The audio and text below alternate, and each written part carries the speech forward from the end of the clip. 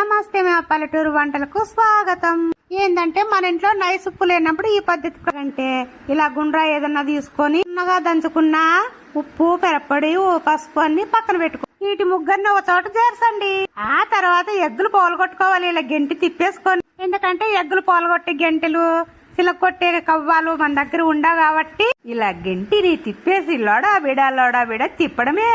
ఈ విధంగా గిరిగిరి తిప్పేసి ఎక్కిన బాండిలో సుయ్యను పోయడమే. సుయ్యను పోసేసిన తర్వాత దానిపైన కొంచెం ఆయిల్ వేయడము.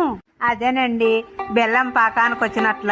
బెల్లం పాకానికి వచ్చినట్ల మనకు గుడ్డు పాకానికి వచ్చిందా లేదా చూద్దాం. వచ్చేసిందమ్మోయ్, ఈ ఎగ్ అంతా ఇలా పాకానికి వచ్చేసింది.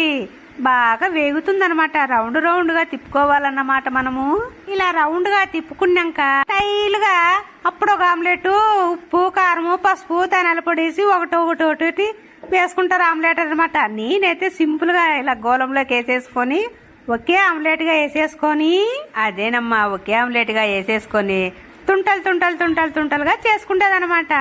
అప్పుడు ఆమ్లెట్లు అన్ని రెడీ అయిపోయినట్లే కదా.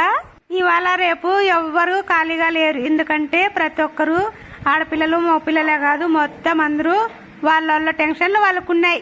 కాబట్టి ఇలా పసుపు, ఉప్పు, కారం అంతా నున్నగా చల్లుకున్న తర్వాత దబ ఆ గంట అనేది ఉంటుంది కదా, దబ తిప్పేసేయడమే. అంతే చూడండి, ఇలా అట్లా తిప్పడమే. ఇలా తుంటుకలుగా చేసుకుంటే ఆమ్లెట్ అంటే నాకైతే చాలా ఇష్టం. మీకు కూడా ఈ ఆమ్లెట్ నచ్చితే ఒక లైక్ చేయండి, ఒక షేర్ చేయండి, కామెంట్ కూడా రాయండి మా. వావ్, నోరూరించే ఆమ్లెట్ ఇలా టక గోళంలో వేసుకున్న ముక్కలు ఆమ్లెట్లు రెడీ.